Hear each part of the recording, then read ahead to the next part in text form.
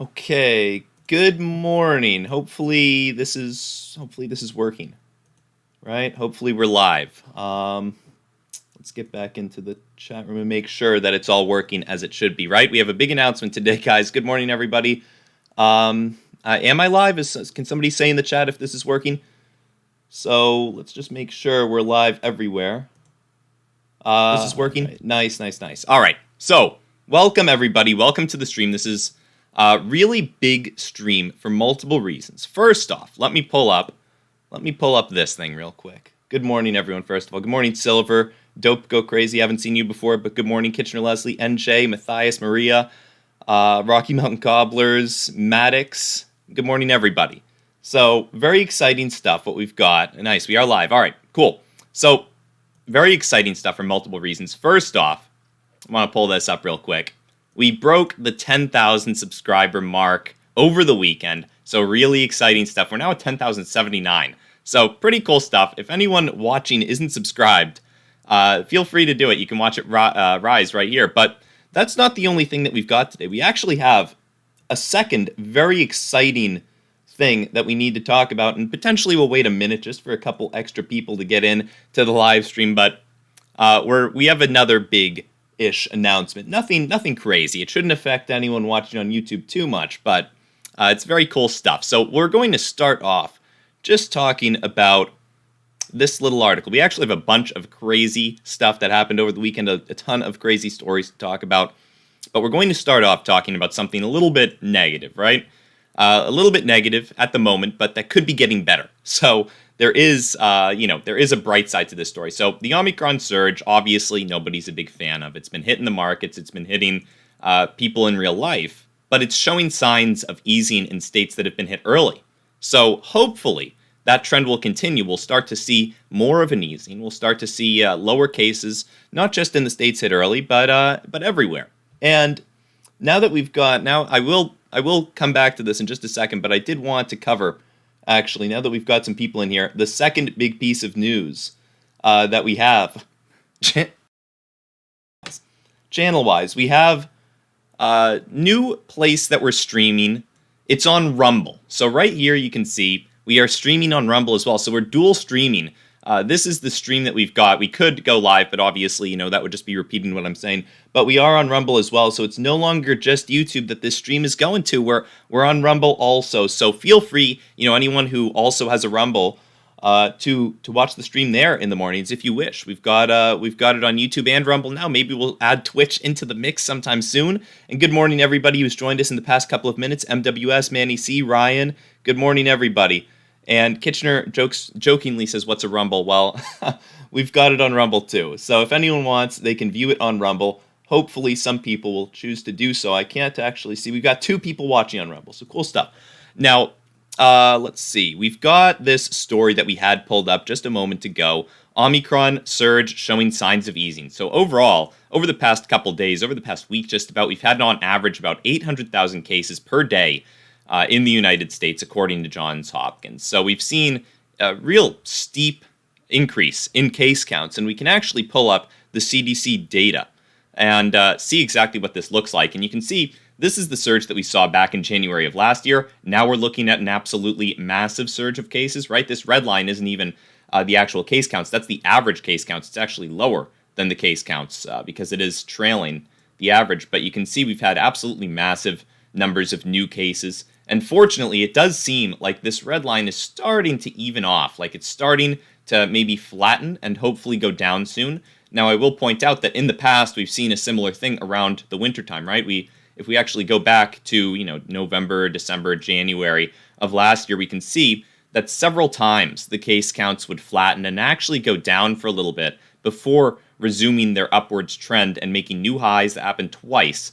And hopefully that won't be the case this time, right? But it is something to watch out for, right? Just because we're seeing case counts start to go down doesn't mean that it's completely over. Now, very fortunately for us, despite these incredibly high case counts, if you actually take a look at the deaths chart, it is not at record highs, right? We still had much higher death counts back in January of last year. So we've obviously gotten a lot better at treating it. Maybe this new variant isn't as severe as the past variants, but all in all, not too much to worry about death-wise, but still very high case counts. So scary stuff. We've obviously seen a lot of companies be affected by this. We're going to talk about the airlines in just a second, but I did want to bring this story to you guys because it is something interesting that I heard over the weekend about a potential treatment or preventative measure that people can take. Now, obviously, this isn't medical advice. I'm just bringing this story to you guys, but cannabis compounds have supposedly prevented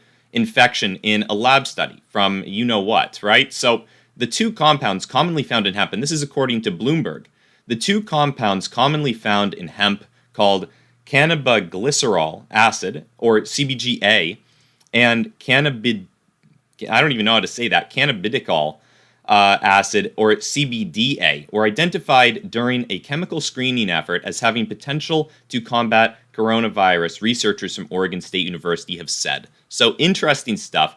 Bloomberg says, quite quickly we'll be able to move from these preclinical findings to the clinic and demonstrate efficacy in people. So hopefully that will be the case. Hopefully people can just use Sundial's products and find some form of immunity or protection from the virus. Hopefully that will be the case. But we'll see. Potentially this is what we'll use to flatten the curve.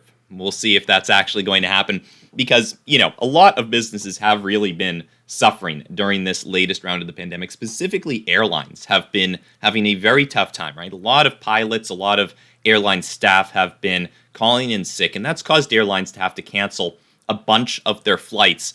And it looks like airlines just can't catch a break because not only have they been getting battered by this latest round of the pandemic, this latest strain, and finally, it seems like we might be seeing a relief from that. But now they're getting battered by something else, and it's something that people have been talking about for a long time. Something that people have been relatively negative towards, at least a decent number of people have been relatively negative towards for a rather long time, for different reasons, though. But it's 5G. So 5G might, according to major U.S. airline CEOs, cause a catastrophe and wreak havoc on the airlines. So I know a lot of people have been talking about 5G for a while. Some people say it's going to be used to brainwash people or it'll make people sick. But that's not what the airline CEOs are complaining about, right? They're saying that it could be catastrophic. It could cause a catastrophic aviation crisis on Wednesday. So tomorrow, when this 5G system is launched by AT&T and Verizon, they're set to deploy a new 5G service.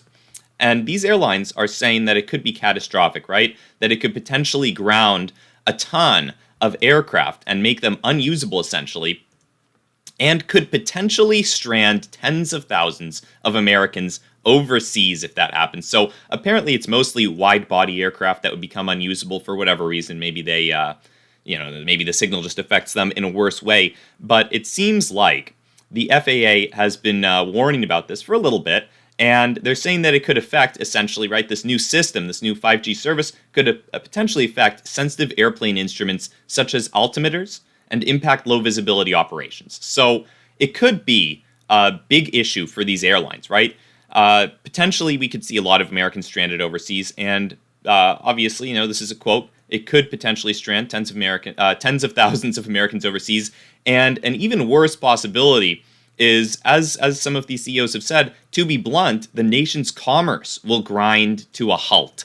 So relatively scary stuff. Obviously, we don't want the nation's commerce to grind to a halt. We've already seen a lot of supply chain issues, and they haven't been too kind, right? Obviously, I've actually talked about this on the channel in the past, but just recently, just a couple of days ago, I was going to the store, and a lot of the ramen at the store was just out of stock. And then one of my roommates went to another store. A lot of the ramen was gone from that store as well. So apparently ramen's been getting hit hard. Maybe that's just a coincidence. Maybe something just happened to the ramen shipping. But it seems like we're starting to see a lot of these issues with the supply chains already. And this hasn't even happened. This whole 5G thing hasn't even happened. A lot of products are shipped on planes. Probably not ramen, right? Probably more expensive products that matter a little bit more.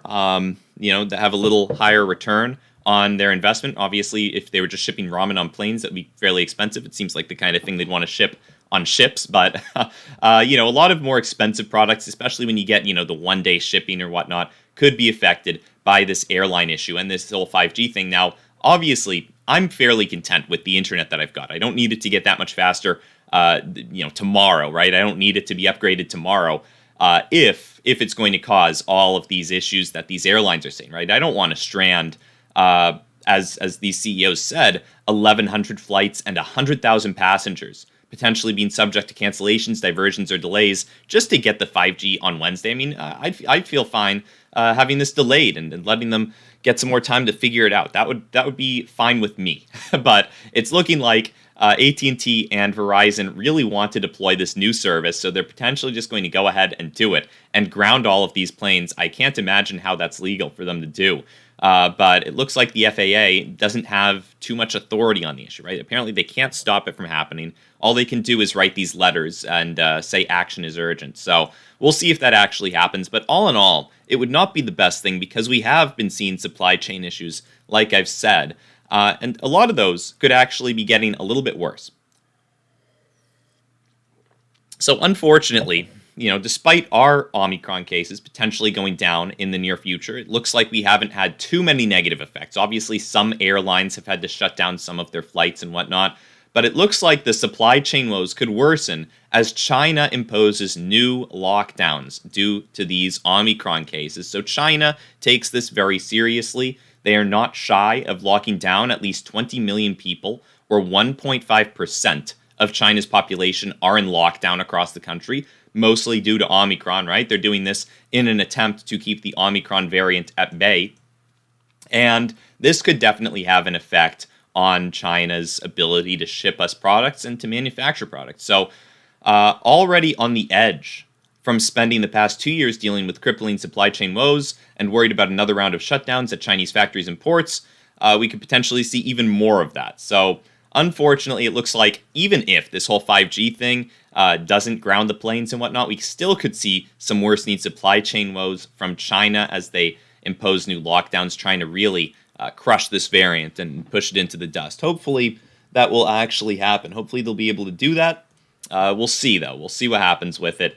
All in all, a somewhat scary situation, right? This is potentially even worse than the 5G grounding the planes because this would affect products that are sent on ships as well, which is most of them, I would assume. I would assume most things are sent on ships. It's definitely a much cheaper way to go than buying airplane fuel. But now I wanted to take a little look. I wanted to take a little look at this interesting story about crypto. We're going to talk a little bit about crypto, and then obviously, before the market opens, we are going to discuss BBIG because it looks like BBIG is pumping up fairly significantly, not just in the after hours, but in the pre-market as well. So before we do, we're going to look at crypto and some potential scams that have been going on, right? Some people have been getting scammed in crypto. We need to make sure that doesn't happen. So we're going to cover some of the scams that have gone on in crypto over the past while. So this is an interesting story on Twitter from the Globe and Mail. And it's titled, "Her Deceased Husband Left Behind a $215 million Crypto Scandal. Now Canada's, quote, Bitcoin widow speaks out." So essentially, this was a scam. It was similar to a Ponzi scheme where this guy started up a crypto exchange called Quadriga. And once again, it was run like a Ponzi scheme, and Quadriga's clients collectively lost more than $200 million due to this scam. And the real sad part about it is, look at this picture of these people. So this is the guy who did it, and he just looks like one of the most trustworthy people I've ever seen. I mean, look at him. He's not like one of those evil movie characters that you see who has their hair slicked back and is wearing a black suit. It just looks like a friendly guy on vacation with his wife, smiling and everything. So, the sad part is this guy is the one who stole $215 million from people. So you really can't trust anybody nowadays, it looks like. But that's unfortunate to see that he's the one behind this scam. And it's unfortunate to hear about his death, right? So he's passed away. And now his wife is the one left behind with all of this crypto money. Now, obviously, if we pull this up right here, she has no idea what happened to the money, right? She doesn't know where it is. She said, and let's see if we can find this. Where is it? Basically, she said something along the lines of, here we go. His widow tried to locate passwords for Quadriga accounts, but Jennifer Robertson, who's the widow, said she couldn't find any that her husband had written down, and that his laptop was encrypted, so she just doesn't have access to all that crypto that he supposedly has stolen. So unfortunately, she'll just have to live without the crypto.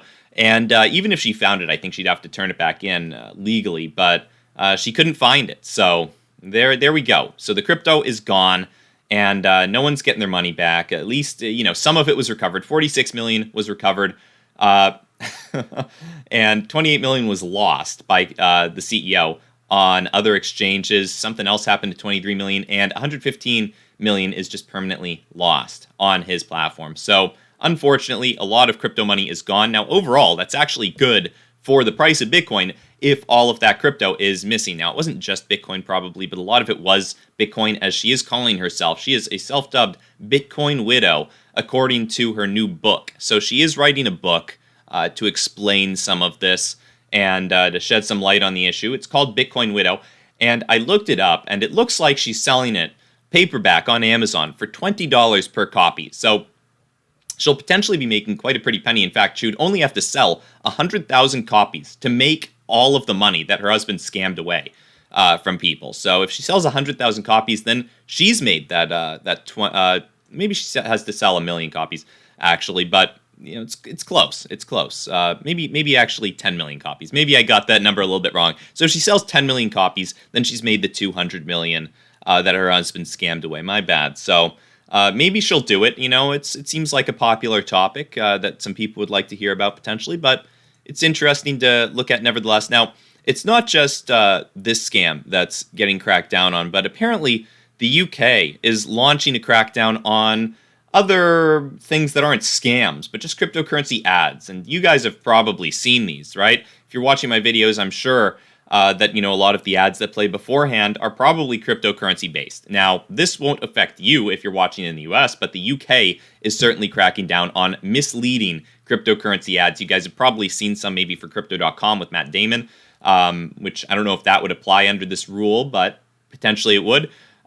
Basically, the UK finance minister plans to bring crypto ads under the same rules that apply to financial promotions.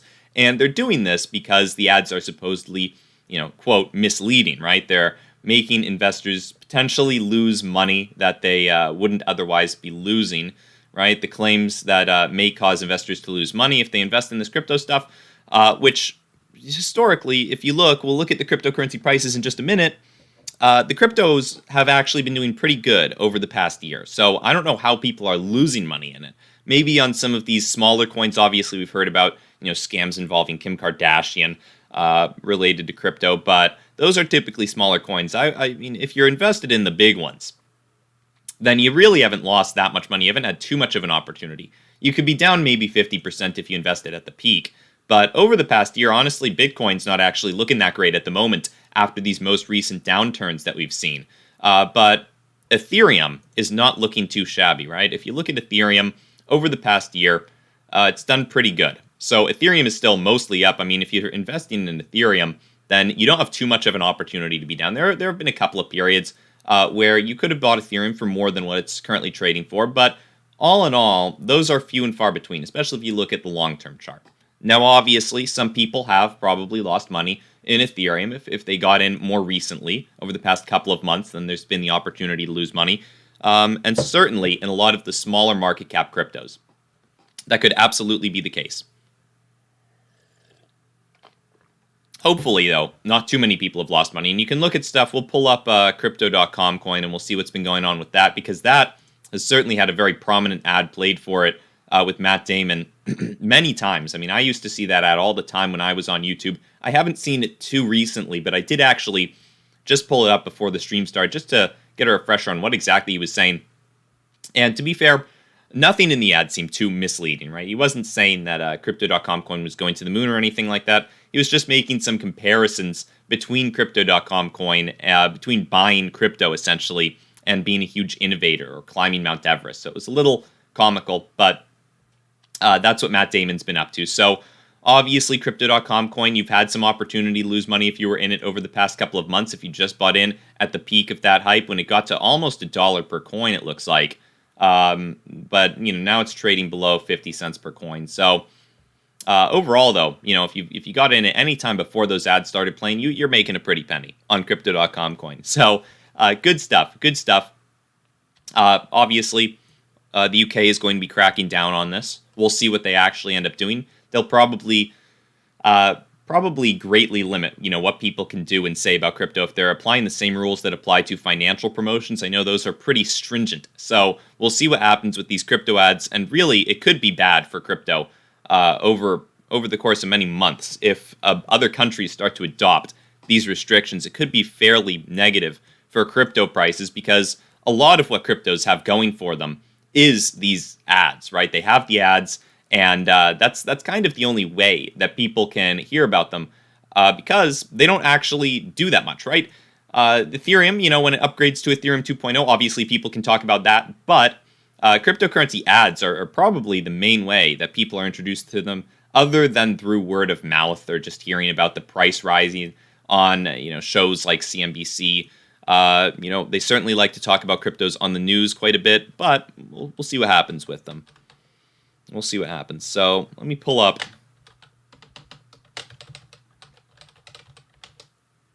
Let's see if we can pull up the Ortex data real quick. We've got something to look at on Ortex. It's interesting. It is running at the moment, it looks like. We actually have just seen a little bit of a peak in it at 487. Wow, we're down 87 cents from the peak on BBIG, but we're going to take a peek at the BBIG short interest because it is running up today. We're going to look at the potential that it's got to continue running up. So I will point out that BBIG, or Vinco Ventures, is nearing a record high short interest, right? We had a slightly higher one way back when it was getting crushed in price during the period following the Tide dividends delaying. Now we're getting pretty high up on short interest again. As we've seen the price increase, obviously some more shorts are trying to get in. They think that they're going to be able to push it back down. That might be the case. We'll see what happens with it. But notably, we are at 25.79% of the free float being short, or 31.68 million shares short, and that's up 2.25% today. So a lot of new shorts are getting in BBIG. You can see we've slightly been rising over the past couple of days. So we'll see what happens with BBIG short-wise, right? Obviously, a lot of people are hoping for a short squeeze. That is by no means happening anytime soon. In fact, we can look at the chart and see just how high we'd probably have to get, right? We had a decent amount of shorts in this thing when we were at $12. So we'd have to probably get above $12 on BBIG to start seeing short squeeze. Maybe we could see some shorts getting squeezed out at slightly higher prices, maybe $6 or $7. Some of the shorts that we're getting in at $2 might get squeezed out. We'll see if that can happen.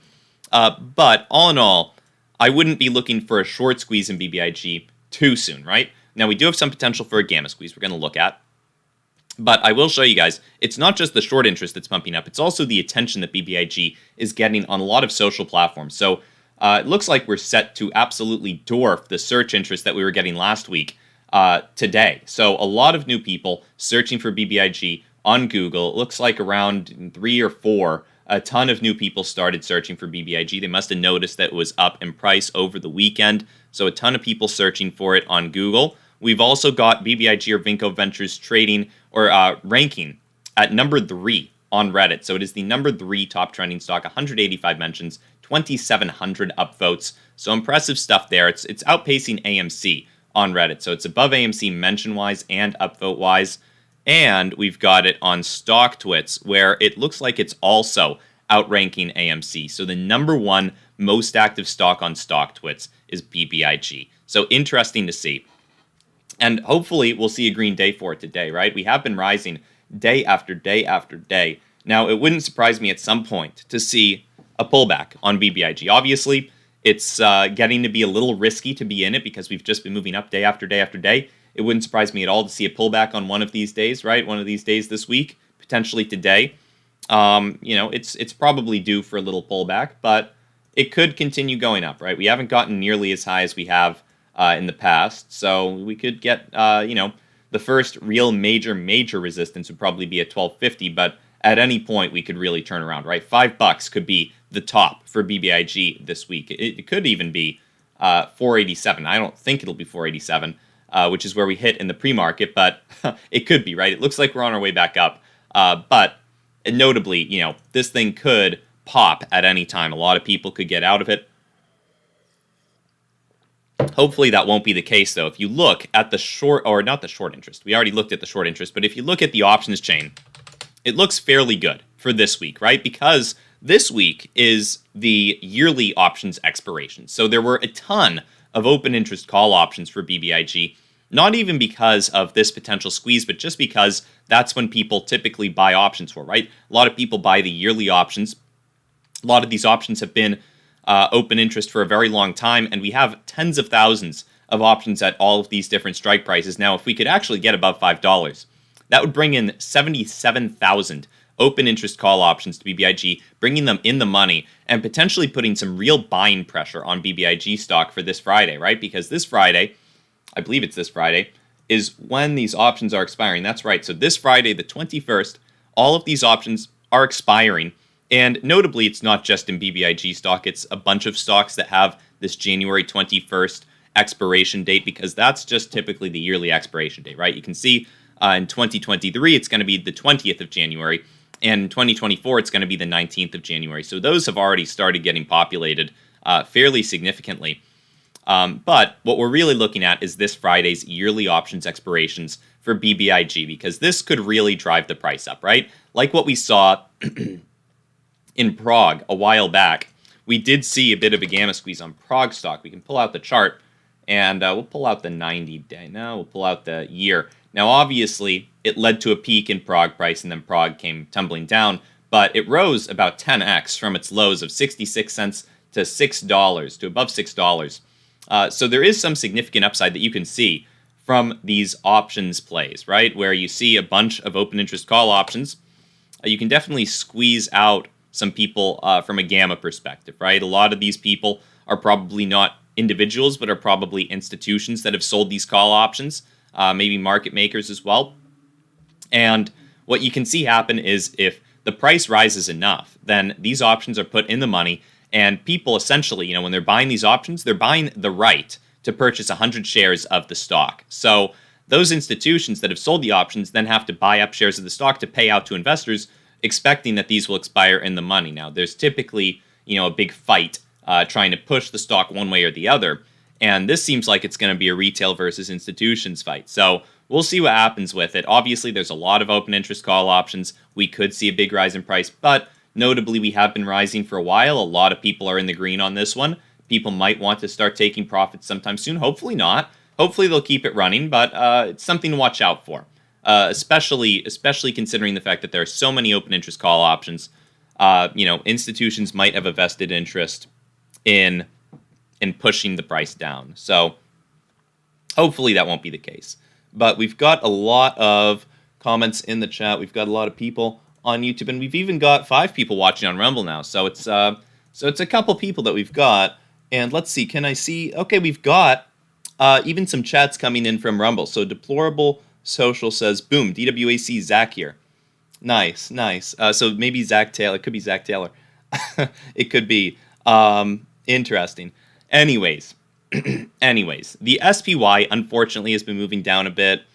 And let's see. Good morning, everybody. Just we'll run through the chat and just see who's shown up over the past bit. We've been covering some of this news, and we've got the market open happening very soon. So let me zoom in on the charts real quick. Let's just zoom in on those real quick so that we can have them pulled up for the market open. Okay, here we go. So we're watching watching Sundial, SPY, AMC, BBIG. So good morning, Sub-Zero, AMC to the moon. Hopefully, looks like we're stuck below $20 right now at the moment on AMC. Jeff, good morning, man. Heckler Coke, good morning. CT, good morning, man. Welcome, everybody. And Angel Colon, cheers from Tampa. Good morning. Cheers. Hopefully, we'll see green open to the markets. The SPY, who knows what's going to happen with it. This could be the 3rd day of decline. Looks like we might. Actually, yesterday was potentially a green day. So Friday, we saw a little bit of green, but just barely. Just barely did we see green on the SPY. It looks like we are continuing, though, this downtrend. So we've made some new lows on the SPY, unfortunately. and maybe we're going to continue making new lows over the course of the day, right? Obviously, we're looking at some real serious potential supply chain issues from China, as well as this whole 5G thing potentially grounding planes. Hopefully that's not going to be the case, but we'll see if Verizon and AT&T just need to do it. They need to launch it tomorrow, so we'll see what happens. It looks like AMC down about 5% over the weekend. The SPY down 1%. Sundial down 2%. BBIG up 17%. And DWAC, let's see what we've got. Up 5%. So look at this. DWAC pumping up. Incredible stuff. Wow. So look at this. Look at this. This news came out a bit ago, but DWAC shares move higher after Rumble tweets former President Trump to conduct official live stream on the platform. So that's pretty cool. So not only am I live streaming on Rumble, looks like Trump will be live streaming on Rumble as well. So look at that. DWAC moving up on the news on the 14th it was. So look at that. Yeah, last Friday we did see a green day for DWAC. And hopefully we'll continue to see some green today. And Zach Taylor says DWAC is going to be a freak of nature that totally outperforms the markets. I hope so. I hope so. I mean, it's already been a freak of nature that's outperformed the markets. Look at this. It's up, from the $10 that it started trading at. It's already up 7-fold. So impressive stuff. It's not even on a downtrend or anything. It's just trending up from these lows of $40. So it was never really pushed below a 4x increase in price. So really impressive stuff for DWAC. I'm excited to see it, and hopefully we'll just continue moving up, right? The sooner the better. The sooner the better. But it looks like the SPY is definitely getting outperformed by DWAC today. DWAC and BBIG are blasting the markets to smithereens. So the markets are moving down. BBIG and DWAC are moving up. Sundial is moving down today, unfortunately. No, we don't have any new news about Sundial necessarily. No new catalysts. But man, it's only a matter of time, I think, before these small market cap stocks start to come back, because they have just been crushed for too long. I think they've just been getting pushed down into the dust for the past many, many months. And it's probably going to come to an end, hopefully sometime in the next month or two. We're hopefully going to see these things really come back in a big way. It's never a guarantee, but it is a hope. Now, if we look, the markets are moving down, and the VIX is actually up significantly. In the pre-market today, we pumped up massively. So people are expecting a bit more of a risk-on week or month, right? We're seeing potentially some fears in the market, right? If you look at the one-year chart, the VIX is on the move back up. So if we continue making new highs in the VIX, we could continue. Obviously that would correlate with the SPY moving down. And all in all, things are not looking great for the SPY, right? We're down near the lows of this downtrend. We're very close to the lows of this downtrend. We tried to come back last week, but we just couldn't do it. And hopefully, we're not going to see this continue. But if we start to make lower lows compared to the past two dumps that we've had on the SPY, then that could be an indication that we have something a little bit longer lasting, something a little bit more fundamental going on.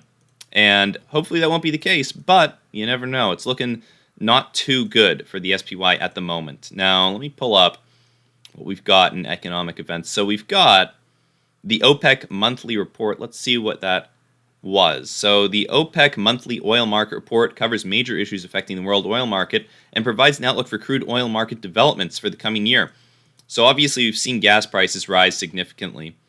Hopefully we won't see that continue, but looks like they had their meeting at 7, so we'll see what comes of it if the gas prices move down. And this week we do have the initial jobless claims coming out on Thursday, so we'll want to watch out for that. And crude oil inventories also coming out on Thursday. So Thursday will be an important day to watch out for with the markets. Hopefully we'll see bullish stuff, and that might help to revive the markets. But at the moment, it's looking like SPY is moving down, and TWAC is moving up. BBIG has become a little bit stagnant. So let's pull back up StockTwits and see what's going on. So we're still the number one trending, or still the number one most active on StockTwits with BBIG. Hopefully that will maintain itself. It's gonna be tough to continue getting more and more momentum coming into this, right? The longer that this pump goes on for, the tougher it is each day to get it to rise, because the market cap continues to increase. And obviously, as more retail pours their money into it, they've got less money on the sidelines to pour into it again the next day. So we've already gotten a lot of the easy people to convince to buy this thing. And it's just getting tougher and tougher each day. Obviously, the more days in a row that it runs up, the more press that it gets, and the more people who are potentially going to hear about it, potentially going to buy into it.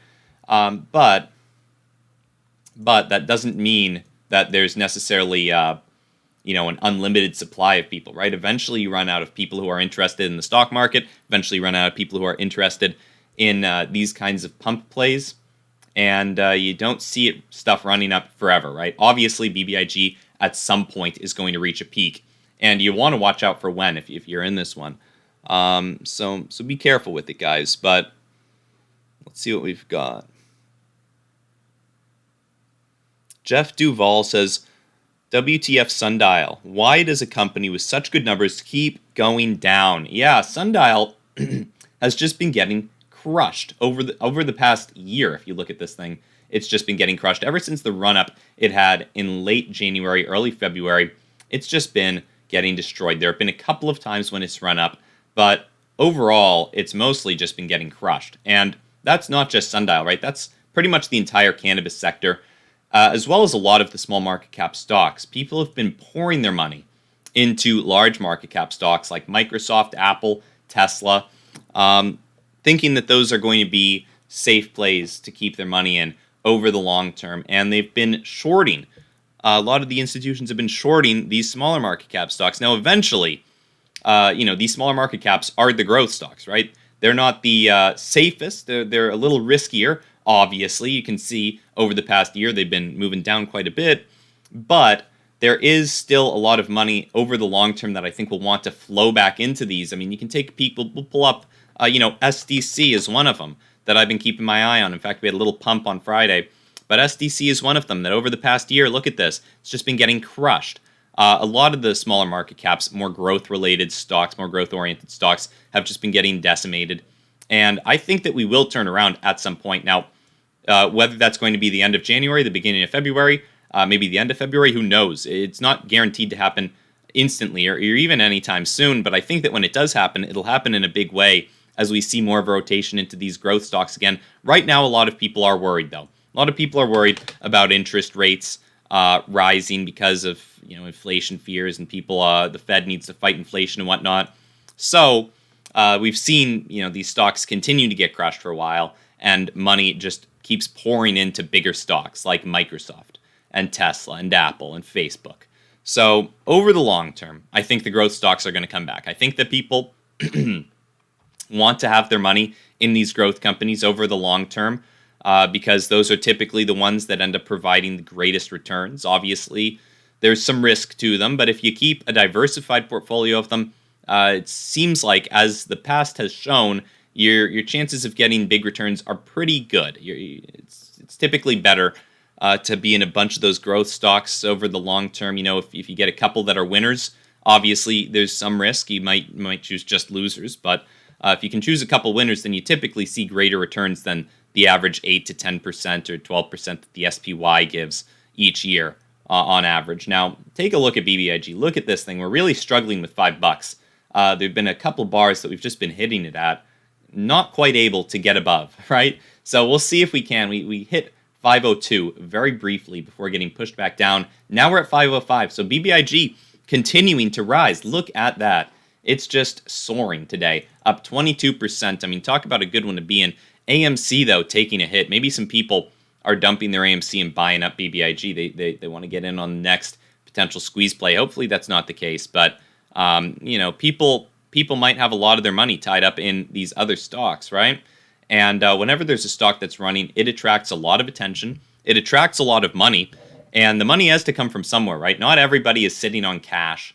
Not everyone has a large cash position, and sometimes they need to liquidate certain assets to get in on other assets that they think have a really good chance of running up. So BBIG, I will say, it's getting to be a little risky. We've had run-ups pretty much every day for the past almost a week.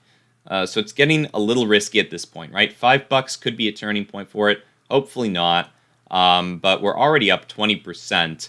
Not necessarily following the pattern that we have the past couple of days, right? Typically, we've seen we're kind of similar, honestly. If we were to follow this pattern, then pretty soon we should actually see a dumping of the price, right? We should see the price moving down before soaring for the rest of the day. So we'll see if that happens. You know, it certainly could, since we're hitting up $5. That's probably going to be a resistance level, right? A psychological resistance.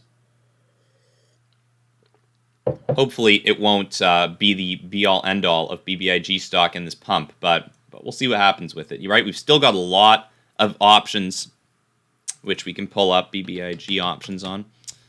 We've still got a lot of options coming in the money. These $5 call options, 77,500 now in the money. Obviously, whether they'll stay in the money is an issue up for debate. We just recently on this bar got above $5, and hopefully we'll stay there. If we stay there for another 2 seconds, then this bar should finish out. There we go. So here we are. Above $5, we just got 77,000 open interest call options in the money. It looks like we're keeping on the uptrend. If we can get to 6, then that's another 76,000 open interest call options. So obviously, those don't expire until this Friday. So there is still some time for institutions to, get their buddies to short this thing or dump their shares or whatnot. And presumably they will try, right? Obviously, institutions don't want to get beat on this. They don't want BBIG to pump up right before Friday and then have to buy a ton of shares at these elevated prices to pay out to investors and lose a ton of money on these options. So, and Travis Bruce says, SAFEMOON news. Heard they may be trading on Coinbase. Hopefully we will soon, if so. I haven't heard anything about SAFEMOON over the weekend. I will tell you guys, I tend to, over the weekend, take a little bit of a break from the markets and everything.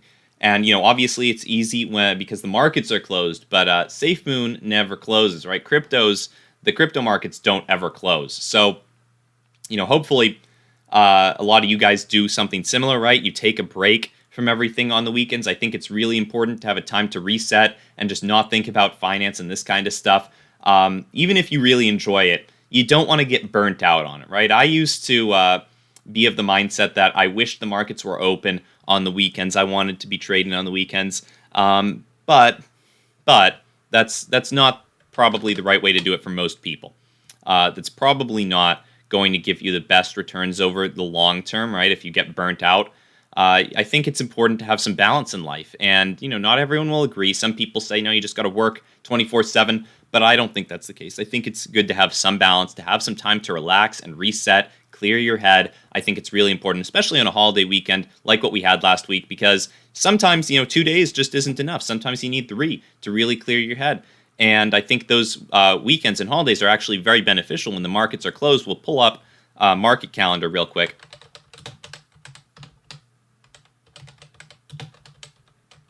So let's see when the market holidays are. It looks like that was our last one for a bit. The next one we've got is Washington's birthday, Monday, February 21st. So look at that. Also the date that Truth Social is supposed to launch on the App Store. So President's Day, right? I think that's President's Day. I'm pretty sure Washington's birthday. And that's the next market break that we've got. So, maybe we'll have to make a little video and talk about it. But Kitchener Leslie dreams about watching his stocks. Unfortunately, I do sometimes as well. I used to a lot more. Now I'm a little bit better at really clearing my head before bed and whatnot. So I don't tend to dream about my stocks as much, but I certainly used to.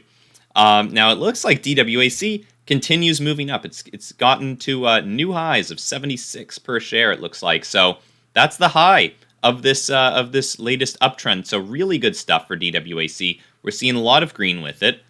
Anyone holding it, looks like is just making money. So good stuff for DWAC. I'm glad to see it. I wonder if CFVI, which is Rumble stock, is unfortunately not affected by this. So CFVI not moving up, unfortunately, but it is it's still at $12 per share, which is higher than the 10 it debuted at, and it has been on an uptrend over the past bit. So hopefully that will continue. But we'll continue watching DWAC as it is more exciting to see this thing make new highs in this uptrend. So really cool stuff for DWAC. Maybe we'll see a big pump up the day after the 21st, right? Because the 21st, it's almost unfortunate. I'll pull this up. It's almost unfortunate what we've got for DWAC. The fact that True Social is debuting on market holiday, right? Because maybe we could have seen a big pump up in price. Maybe we'll have to see a pump up in price the Friday before that or the day after. Who knows? Who knows? But all in all, it could have been potentially a really good opportunity for DWAC to pump up. But it's a market holiday. And like I said before, it's important to have some time to just chill and relax. But BBIG, it looks like got pushed down below $5. We'll see if it can maintain, if it ends up trending down. Now, it would be following a similar pattern to what we've seen over the past couple of days if it did trend down, right? Because day after day, we've seen BBIG run up right as the market opens, then move down a bit, and then continue the day in a very green way, right? We've seen that happen time and time again. So they run up, then trend down, and then it's free-for-all to the moon for the rest of the day. And you can see the same thing happen. They ran up, they moved down, skyrocketed the rest of the day. They ran up, moved down, skyrocketed. And then even today, maybe we'll see something similar, right? Hopefully we will.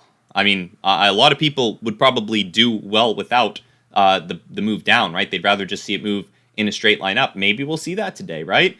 $5 could be an important level that, people decide we just need to push this thing past. And we might just see movement in the price past $5 and it not go back below. I mean, look at this, actually. This is crazy. We just updated the Google Trends chart on BBIG. It looks like it's even higher where we're expecting this thing to go. Look at this. It's just dwarfing what we saw last week. The highs of last week on Friday only receive a ranking of 57 compared to what we're expecting to see BBIG stock search count-wise today. So really cool stuff. It's definitely getting a lot more attention on Google than it has in the past. Maybe that'll help to drive this thing up. Obviously, this stream is potentially garnering some attention to it. So, if anyone on the stream wants BBIG stock to move up, feel free to like the stream. It helps get it out to more people.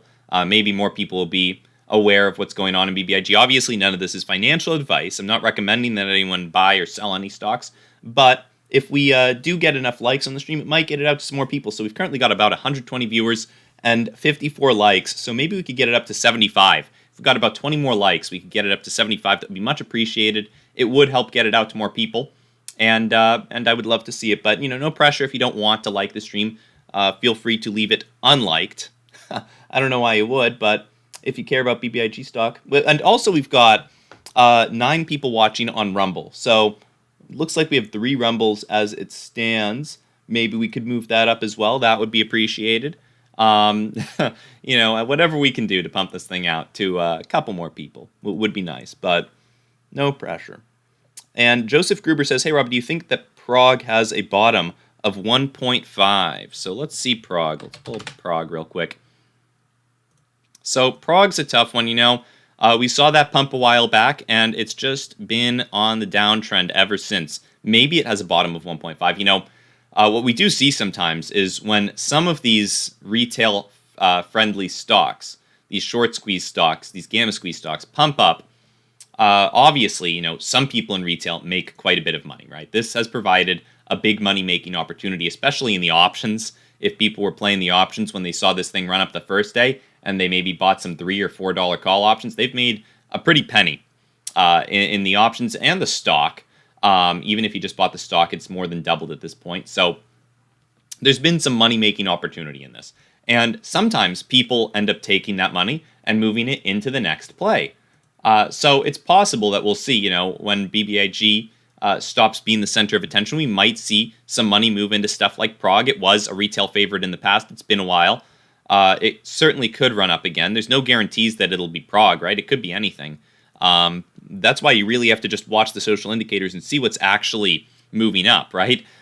Because you don't know what's going to make a move until it does. And it does help to see that stocks are getting on these leaderboards, right? If you look at stock to its most active, if you're not there, then maybe you're just catching the pump really early, but there's no real guarantee. And even when you are up there, there's no guarantee that you're going to rise, but you just have a much better chance if it's already getting a bunch of attention, right? We've been watching BBIG climb those leaderboards for the past couple of days. I think we started talking about it around here. I think the morning of the second pump, we started talking about it, I believe. That's when we did it, because we talked about it for 2 days, I think. Yeah. And now we're on the fourth, or what, 1, 2, 3, fourth day of this pump.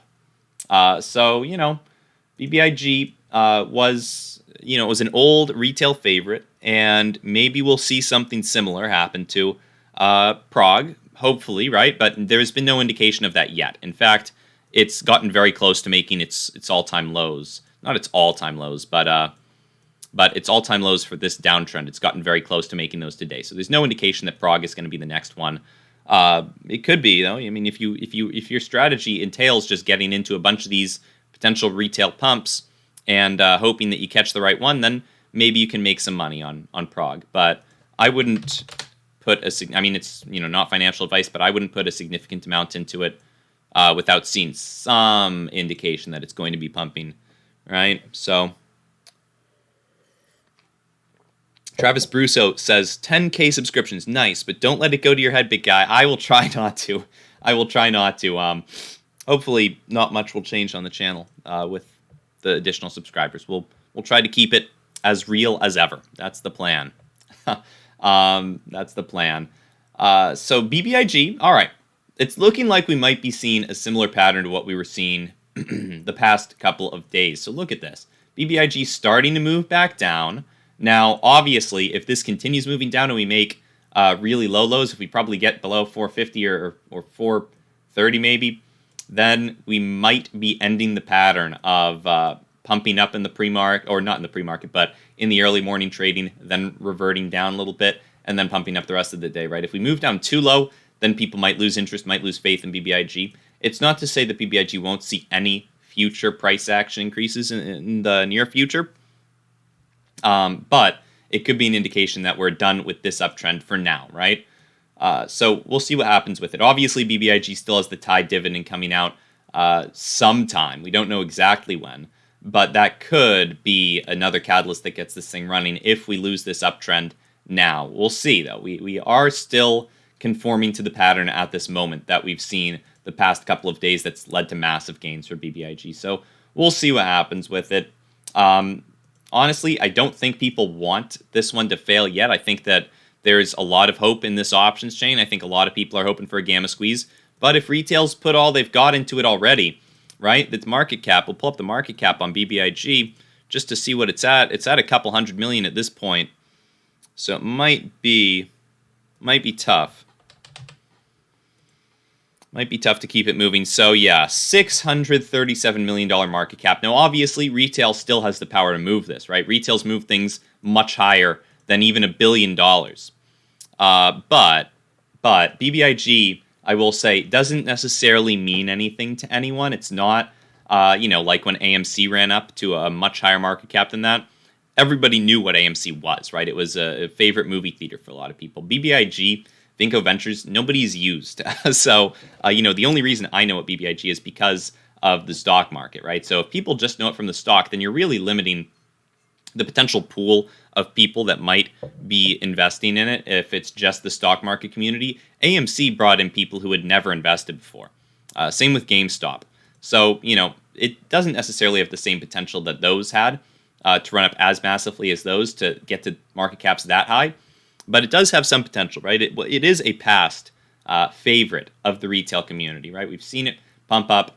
Let's pull up the yearly chart. We've seen it pump up pretty high in the past. We're not quite there yet. Now, we do have a little bit of a gap, it looks like. We'll probably fill that at some point. Hopefully not today. That would be relatively bearish for BBIG if we saw a big red bar.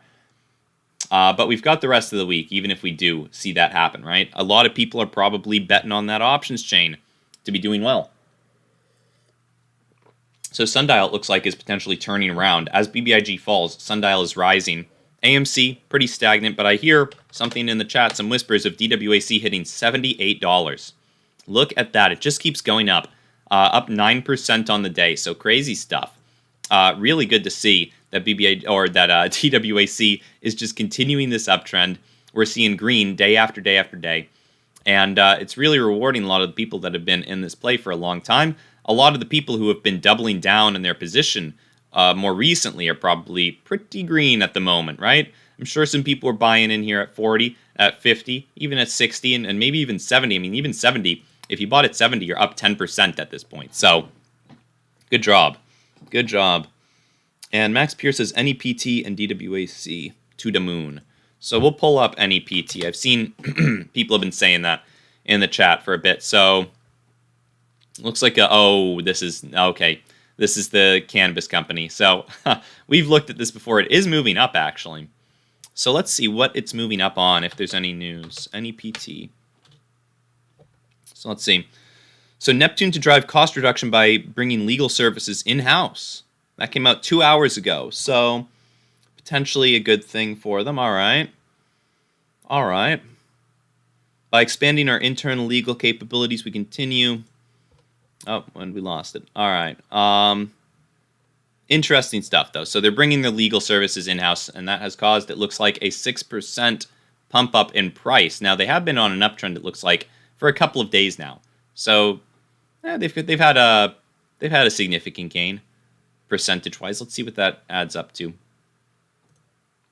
From the lows to the highs, 25%. Look at that. So yeah, this is interesting. NASDAQ listed stock, NEPT. That's cool. Well, we might have to look at that again. We'll see what happens with it over the course of the day. DWAC, it looks like, is taking a little bit of a breather. We're moving slightly lower on SPY. SPY is moving down. That's too bad. That's too bad. Hopefully we won't see a market crash. That would definitely put a damper on a lot of these stocks, right? When you see the market crash, unfortunately, you do tend to see a lot of the stocks in the market moving down when the overall market starts to crash. Even if they are good plays at the moment, right?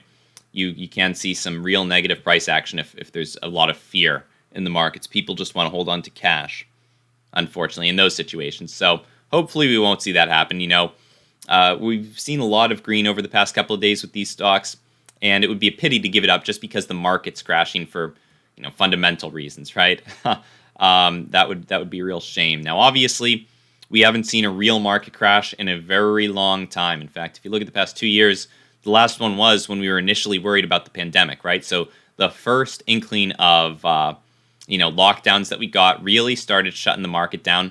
And since then, we've only ever had these minor little drops that haven't really taken us that low. The biggest percentage losses that we've seen have been, 9%? Not even 10%. Maybe just barely 10%. We've lost 7% there. We've lost 5% there more recently from our highs to our lows. We've lost 4%. So not quite even 5% down this most recent dip. Now, we've been seeing a lot of volatility lately. We'll see if this turns into something bad, right? There is certainly the potential that we could continue moving down, right? We could definitely, I could see us dropping below 450. We're only $7 away. We'd probably need something bad to happen to do it, right? Like a supply chain issue, which we've been struggling with, right? There's a couple of reasons why we could see supply chain issues. It would be kind of comical if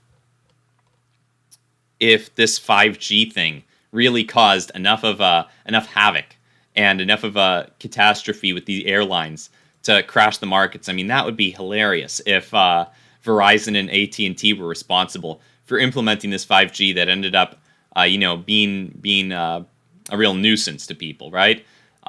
Which, for those of you who are new to the stream, we've been looking at this story basically where major U.S. airline CEOs are warning that 5G could ground planes because it could affect their instrumentation, right? They might lose access to their altimeters, and it could impact their low visibility operations. So, it's a potential situation. Now, this is reportedly happening on Wednesday. So tomorrow, we'll see if AT&T and Verizon actually deploy this stuff that could potentially strand or at least delay the flights of 100,000 passengers and grind to a halt the nation's commerce. So we'll see if that actually happens. Hopefully it won't be the case.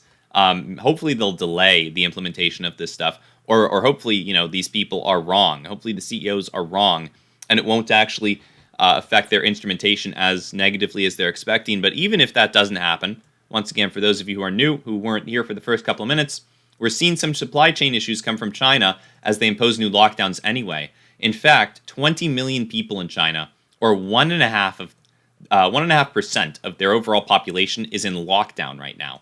So 1.5% doesn't sound like much. It's not, but keep in mind, 20 million people, and they're producing things, right? Ideally, or assumedly, those people are working, right? They probably have jobs, and they're probably producing stuff. So it could be bad if we see more widespread lockdowns. And even with what we've got, 20 million people off the assembly lines not producing stuff, we could see a decrease in what's getting shipped over to the U.S. And unfortunately, the U.S. printing money and buying stuff from China seems to be the lifeblood of the country, right? Because all we do, for the most part, it seems, is print money, take out debt, and buy goods from China. And if that stops, well, we're going to have a lot more cash on our hands and a lot fewer goods. And that seems like the kind of thing that could lead to pretty severe inflation, right? If people just don't have enough goods, if there's not enough supply to meet the demand that people have for goods, if we really see some severe supply chain issues coming in because of that 5G potentially grounding planes and potentially from this whole China lockdown situation, that could really negatively affect things. That could cause the Fed to start taking more action towards raising interest rates sooner, maybe raising interest rates more. If we really saw some severe inflation from that, it could be a bad situation. And that's what we would look to potentially be moving the markets down in a significant way, right? That's what people are very fearful of. They're fearful of the Fed really tightening monetary policy and stopping the easy cash flow that we've been getting in the markets for the past couple of years now. So, hopefully these supply chain issues don't really manifest into anything too serious. But there certainly is the possibility that they could, right? It could be a relatively negative situation for everyone involved, for the markets, and unfortunately for a lot of these smaller market cap stocks too, because those seem to be the ones that get hit the hardest, right? People tend to be the most fearful around these small market cap stocks. So that could be a relatively bad situation, that what we're looking at. So hopefully it won't be the case, but it's a real possibility that we should consider. Hopefully not, though. And Rocky Mountain Gobbler says Sundial, CFVI, CENN down. Yeah, a lot of the plays are down. It looks like Sundial down about 1%, CENN down 9%. What was the other one? Let's see, CFVI. Yeah, CFVI is even down, even though DWAC is up. CFVI has been, well, relatively stagnant, but still down from the close of yesterday. Now, we haven't seen some green lately. We're only down about 0.5% now, so this could be good. It could be a turning point for CFVI if it decides to follow DWAC, as it has in the past. So we'll see what happens with it. But let's see if we can pull up, actually, that market map and see what's going on, what's red and what's green. Wow. This is not a pretty map, guys. This doesn't look good. So, look at this thing. The market map, it looks like, is blood red. The only thing that's green is oil and energy, right? So energy, and then what? We got Boeing is green, Freeport is green, and everything else. I mean, Google, Amazon, Facebook, Nvidia, Microsoft, Apple, Berkshire Hathaway, MasterCard, JP Morgan, Home Depot, Lowe's, everything red. Tesla's red. Johnson & Johnson, Pfizer, nothing is immune. Looks like a market crash almost, but the SPY is only down 1.49%. Now, it looks like the QQQ is down a similar percentage, and BBIG just spiked up massively to $5.30 on this bar, spiked up almost 50 cents in 1 minute. So BBIG is potentially going on the run. We got some big volume coming into BBIG. That could be very good for it. So we'll see what happens with that. But BBIG up 30% on the day. Very impressive stuff. Typically, we've capped out at 30% gains each day. So, we have officially a couple of cents from here to the upside. It looks like we may have just been halted, actually. We may have hit the limit for what we've done in the past, at least. Now, obviously, we could certainly go much higher today. since we are getting closer to these options expiring. BBIG, we'll pull up real quick. These options expire on Friday. We've got 77,000 in the money at 5. If we get to 550, we've got another 23,000 coming in. 76,000 options at $6. So that would be another big milestone. And then at, what is it, $10. Unfortunately, these strike prices, they do skip a beat at a certain point. So past 6, we're losing the 50-cent increments on these options contracts for BBIG. We go straight to $7.50, so up $1.50, then up $1.50 again to $9, then $1 each tick. So we would be slowing down momentum potentially, but it looks like BBIG was halted on this massive volume. So look at that. We'll see if that actually halts people's interest in BBIG, right? We could come back and be spiking up in a big way. We'll see what happens. But hopefully that will be the case. Let's see what we've got. If we've got it getting discussed more. Let's refresh this screen. So look at this, guys. This is crazy. Look at this right here. BBIG on Google, BBIG stock, if you search for it. I mean, we are dwarfing everything that we've done the past week. So many new people are looking into BBIG stock. It's absolutely skyrocketing the price. How many new people are popping into this thing? Let's see if we've moved up on Reddit or not. Wow. So we've actually lost a lot of traction on Reddit. We moved down to spot number 7. We were number 3 this morning. Interestingly, Activision Blizzard, which just got announced that it was merging with Microsoft or being bought out by Microsoft, is up massively, up 35,000% mention-wise, up about 50%, I believe, price-wise. We'll take a peek at that real quick just to see what Blizzard is doing. We'll move this market map over here. Here it goes. So BBIG is still on halt. BBIG is on halt, but let's pull up ATVI just to see what happened with it. So look at that. It moved up. It closed the day yesterday or on Friday around $65, pumped up to highs of $93 in the after hours before getting halted, and then slowly been moving down to $84 ATVI on news that it's going to get bought out by Microsoft. So Microsoft, I think, was actually down on this news. Yeah, it's down 0.5%, and DWAC is up 9% on the day. So look at that. But what I'm a real fan of, and we'll pull it up in just a second. So look at this. BBIG, still number 1 most active with 8,000 mentions on StockTwits, beating out AMC by about 1,100 mentions. So it's significantly more popular than AMC at the moment. AMC, obviously, I'll pull up AMC. AMC's been taking a little bit of a nosedive lately. It's down 7%. Getting down below that $20 support is surely scary for a lot of people.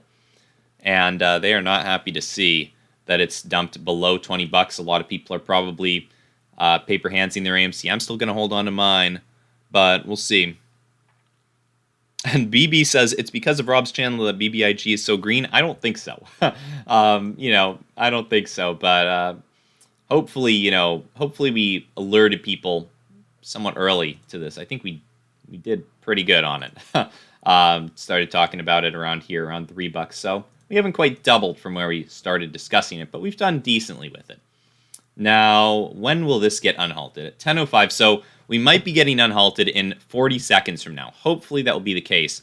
And it looks like BBIG was able to move up as the markets turned green. So, what, at 10:06, 10:04?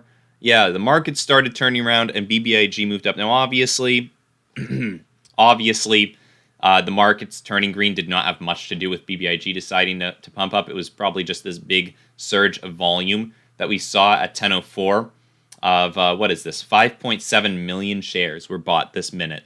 Much, much greater than what we'd seen in the past. We had seen a big buildup in volume, right? We actually saw the previous 2 bars growing from they started at 600,000 to 1.2 million to 1.6 to 5.7, and then we got halted about 430,000 shares in to this next bar at 10:05. So we'll see if looks like, yep, there we go, unhalted. It was a 5-minute halt. So we are continuing to move up. It looks like we made new highs of 545, up 31.5% on BBIG over the course of the day. And Max Pierce says, breaking news, Rob said if DWAC gets to $100 today, he'll do a 24-hour stream.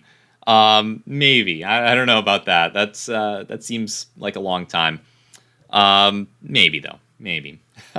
We might. Probably not though. We'll see what happens. BBIG, it looks like seeing some volatility. Look at this thing. It's maybe going to start turning a little red. Obviously, halts. We've seen halts kill stocks in the past. Hopefully that doesn't happen with BBIG. A lot of volume. A lot of people are taking. What was this gain in a single minute? In a single minute, BBIG moved up 8%. So 9% actually. Look at that, 9.36% from the bottom of that bar to the top. So almost a 10% gain. A lot of people were probably happy with that who had bought in moments prior. If you bought in like about 10 minutes earlier than that, then you got almost a 15% gain. So obviously, a lot of people are going to accept that. Over the course of a couple of minutes, they made 15% on their investment, and some people are probably going to sell that thing. So we'll see. We'll see if $5 acts as a support. Hopefully it will. We'll see what happens with it. SPY continuing to be green. AMC, it looks like taking a turn for the better. So starting to move back up on AMC, which we're excited for. Hopefully it'll get back up above 20 bucks and use that as support. DWAC slowly but steadily climbing throughout the day. So good to see that. Good to see. And BB says, salute to all BBIG troops. Yes, last week BBIG, last year DWAC. Last year? I'm not quite sure what that means, but it looks like BBIG is doing pretty good, as is DWAC. Now, the real question will be, which one of these beats out the other one at the end of the day and has higher gains? Obviously, BBIG's gains are much higher right now, up 24%. DWAC is only up about 10%, but BBIG seems to be quite a bit more volatile, so it would not surprise me to see this one have much greater fluctuations. And there's probably, if we pull up the options, let's see what we've got for DWAC options.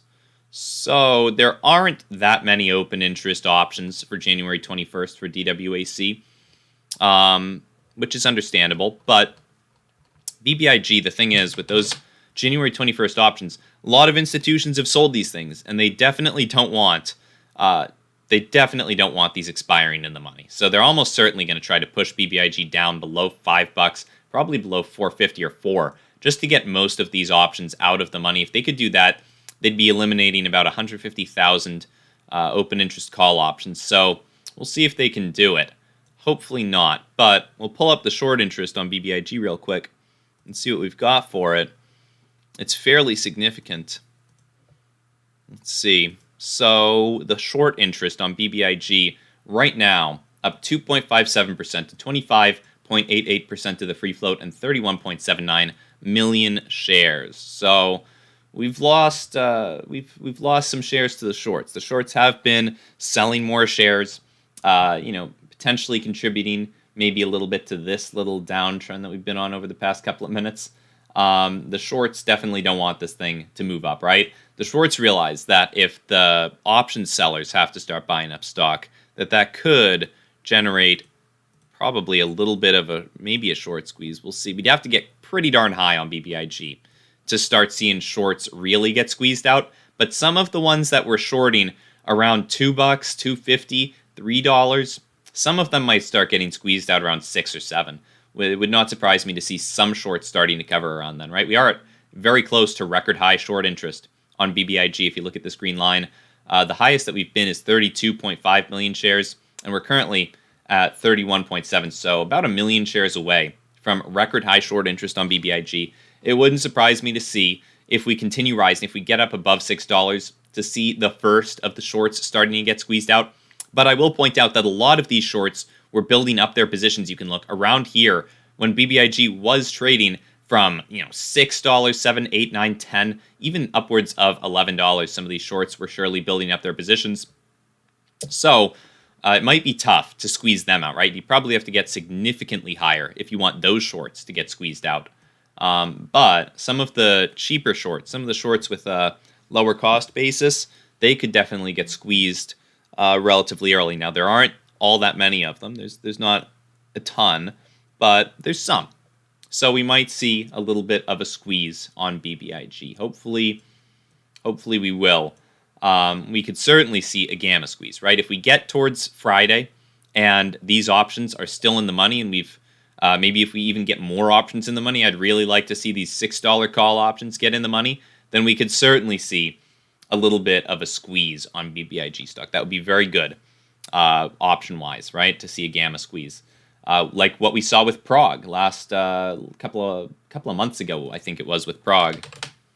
We've seen some good stuff in the past from gamma squeezes. Obviously, guys, keep in mind, you want to be watching out for the top, right? Because you never know when this thing is going to top out. It's almost never is a stock just going to move straight up perpetually. Sometimes you can see a stock perpetually do good, but that's typically for more fundamental reasons, right? And it's over the long term, not just short-term skyrocketing of price. You know, if you look at something like Microsoft, we'll pull up Microsoft, although it's not been doing too great over the past couple of weeks. If you look at the past 5 years, you can see this kind of thing where a company just keeps getting stronger and stronger fundamentally, moving up and up and up. Then you can see a perpetual increase as long as the underlying business is growing. But I don't know if BBIG is too comparable to Microsoft, right? So you'll want to watch out for a potential downturn in the stock price. Obviously, that might happen after the Tide dividend. You might see more people piling into it pre-Tide dividend, which we do not yet know the release date of. But we'll presumably see a decent number of people piling in right before the Tide dividend, which is essentially when they're releasing a new company, right? They're releasing a new company, TYDE, Cryptide, as a dividend. So, we'll maybe see some people buying up BBIG ahead of that in anticipation of getting a whole new company in their portfolio just for owning BBIG shares. And we certainly have seen pumps much higher than this on BBIG due to the Tide dividend. In fact, the last time we thought the dividend was about to come out, BBIG pumped up from $5 to $8, almost $9. Looks like just barely they touched $9 for a little bit on that Tide dividend news before the rug got pulled on people. And a lot of people ended up losing quite a bit of money overnight when it was announced that the Tide dividend was delayed. BBIG entered this perpetual downtrend that they've been in ever since, until now, when they're finally starting to see some green again, as we're potentially getting closer to the next release date of that Tide dividend. So we'll see what happens. We'll see what happens with it. Hopefully BBIG will continue to rise throughout the day. It looks like we did see a relatively similar pattern, strangely enough, to what we've seen the past 4 days of this rise, right? We'll zoom in on some of these charts, but it is strange to see BBIG follow this same pattern day after day after day of pumping up in early morning trading, then moving down a little bit, and then resuming the day and continuing to do well the rest of the day. Now, we saw it happen the next day as well. I think that's the next day, yeah. So we saw it happen the next day as well. They pumped up in early morning trading, moved down, and then continued to do incredibly well throughout the course of the day. And if we pull over even to Friday, they pumped up in early morning trading, got pulled back a little bit, and then continued to do incredibly well the rest of the day. And it looks like we're seeing something similar, right? They pumped up. This one was a little bit more condensed, a little pump up, and then a little pullback. And then it looks like we're on the path to doing incredibly well the rest of the day. We'll see if that actually happens. But, a lot of people clearly think that there's some money to be made in this one. In fact, let's pull up the Google Trends data. Look at this. Just dwarfing every other day of search on Google Trends. We just keep getting shot up higher and higher on this BBIG stock search on Google. Look at this. The old ranking of Friday, that was our all-time high, was now ranked at a 44 compared to what we're expected to see come 10 a.m. So BBIG has just been killing it on Google. Now, on StockTwits as well, we can pull that up too. It's been doing incredibly well. Still beating out AMC around 8,000 mentions. It would not surprise me to see that move up to around 10,000 if we continue to see this thing climb the rest of the day. But we'll see what happens with it. We'll see what happens with it.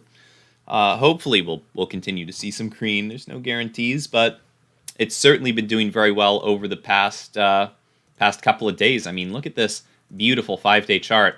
It's just green. It's just green. You started out lows of 216, and you just continued moving up and moving up faster and faster the longer this thing has gone on. So You also see, which is a little scary. It's good, but it's a little scary. Rapidly increasing volume. So a lot of people are getting interested in this. Now, whether or not this can continue is a different story. If we pull up the volume charts, we'll pull those up real quick. But the volume has been increasing rather dramatically, and obviously that's a good thing. It's necessary if you want the price to continue rising. But it's getting to a point where every 5 minutes we're getting sometimes tens of millions of shares trading, over 10 million shares every 5 minutes trading at times. So it is somewhat scary to see just how rapidly that volume has climbed over the past couple of days. I mean, we used to see, 5 days ago with BBIG, we were getting every 5 minutes about 100,000 shares trading per minute, sometimes lower, sometimes as low as 30,000. And now we're seeing about 10 million shares trading per minute, maybe 5 million, 10 million, somewhere around there. So an absolutely unsustainable increase in volume. So at some point, keep in mind, guys, BBIG will top out, and you'll want to watch out for it. Some people are saying, the humbled Megan says, BBIG going to $9 today. I hope it does. It could, right? It could. But you'll want to watch out for decrease in volume, dramatic decreases in volume. That could indicate the end of this whole thing, right? If you start to see volume shrink, unfortunately, that will probably coincide with a decrease in price. There are a lot of people selling this stock, a lot of people who are green on it, very green on it. And we'll see what happens with BBIG over the course of the day. Hopefully, it'll continue to be very green, but there's no guarantee, right? And especially, you got to see the increase in volume, which we do, which we definitely have seen, massive volume increases. Look at this. Look at this, the increases in volume that we've seen. You've got to see it to have this kind of a pump go on, because that's mostly what's driving this at the moment. It is mostly just additional volume, and you can tell by looking at this Google Trends data. As more and more people are searching for it, the price just goes up and up, right? Every day you see new record highs for search interest on BBIG. It seems like we might be reaching a peak. Let's compare this to Tesla stock and how many people are searching for it. So at the moment, Tesla stock still ranks much higher. Far more people are searching for Tesla stock day after day than are searching for BBIG. So we could definitely see this continue to rise, right? A lot of new people are searching for Tesla stock, a lot more people than are searching for BBIG, and Tesla isn't even moving up, right? I mean, it's moving up a little. It's up 1% today. But my point is, it's not moving crazily. It's seen some volatility, but it's not on a massive uptrend.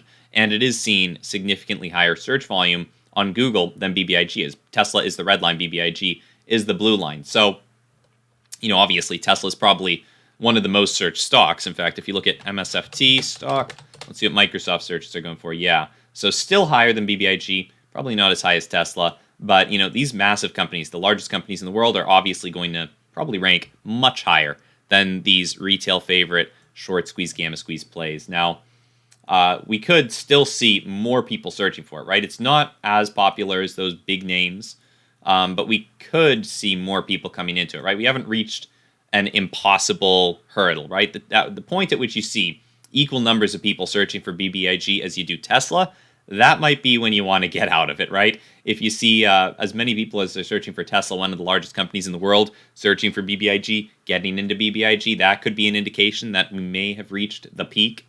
But we'll see. We'll see what happens. It looks like we're on our way to making new highs of day on this most recent uptrend that we've been on. We just saw some good volume coming in. So continuing the trend of absolutely massive volume skyrocketing the price of the stock, it's good to see. Hopefully we'll be green. And, I do want to point out to people watching, if you are new to the stream, I'll show you guys this real quick. We did just hit 10,000 subscribers, and we're now at 10,080. And if you're watching the stream, you're maybe new to the stream and you want to subscribe to the channel, you can actually do it, and you'll see this number move up live. Now, we are on Rumble as well, so if you're on Rumble, feel free to subscribe there also. But you can see this number increase live if you hit the subscribe button real quick. And I'll keep that up for a second while I'm pulling up this. Let's pull this up real quick. We've got an interesting offer for you guys today. So let's see if we can do this without volume. Offer for you guys. Okay, so if you guys want, I realize some of you may be new There is an interesting deal in the chat or in the description of this video. If you scroll down a little bit to this is the stream that we've got right here. All you have to do is scroll down a touch, and you can see, want to support me, use these referral links, and we both get free stocks. So actually, you can get up to $2,300 with Webull by clicking this link. It'll take you, you get 2 free stocks when you open and fund a new account. So I think you only have to put in $1, but you can get 2 free stocks. Okay, so it's actually $3,300 that you can get now. Your first stock is valued up to $300. You don't even have to do anything. Just open up an account and then deposit any amount to receive another free stock valued up to $3,000. So you can do that just by going into the description of this stream. It's literally right here, and clicking this Webull referral link. It's the top one. Now there's a bunch of referral links. If you want to use any of them, feel free. You get free stocks and cash and whatnot from all of them.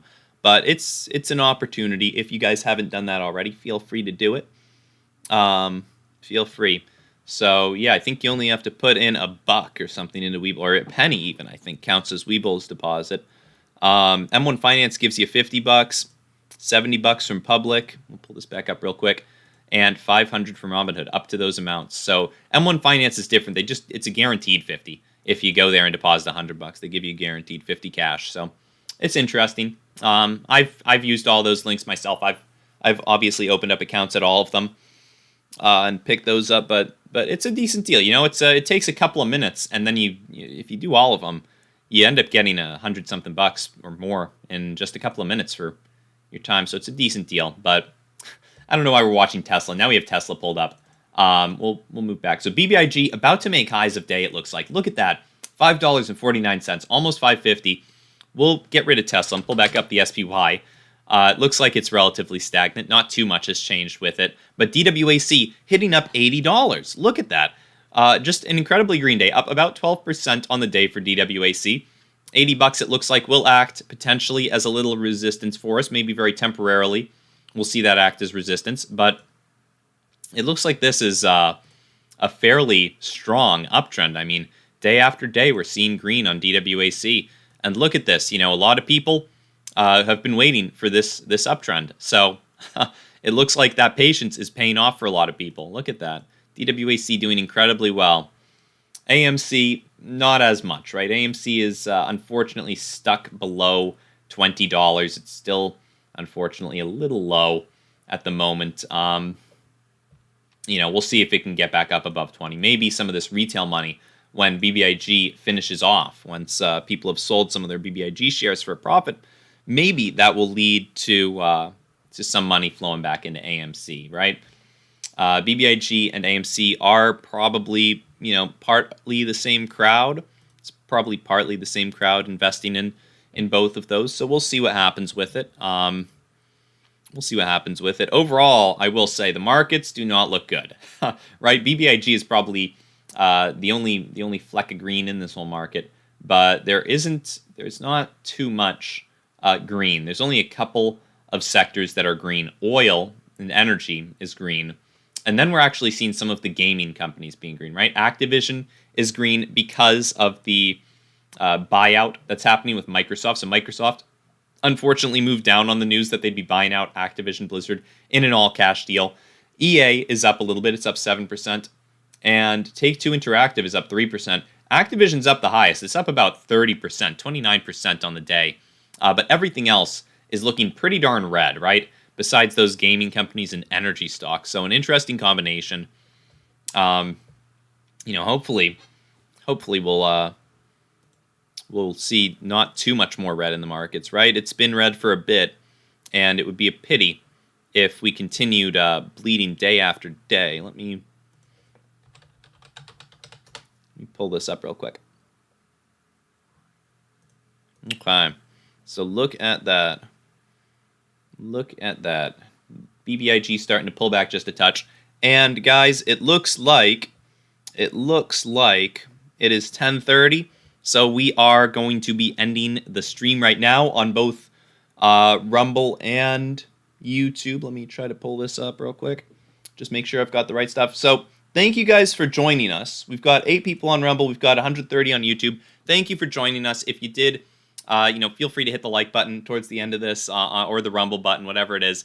Thanks for joining. It was a good day. We've seen a lot of green in the market today. You know, even though the overall market was down, a lot of the stocks that we were watching were actually quite green. DWAC is blasting through $80 at this moment. We're at 81.20, and BBIG is up 29%. Hopefully, going to make some more highs of day sometime soon.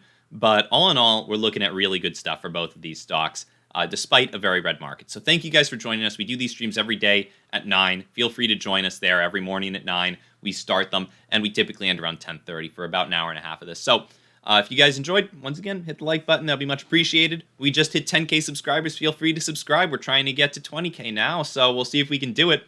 And other than that, guys, have a great day. I'll see you tomorrow. Bye.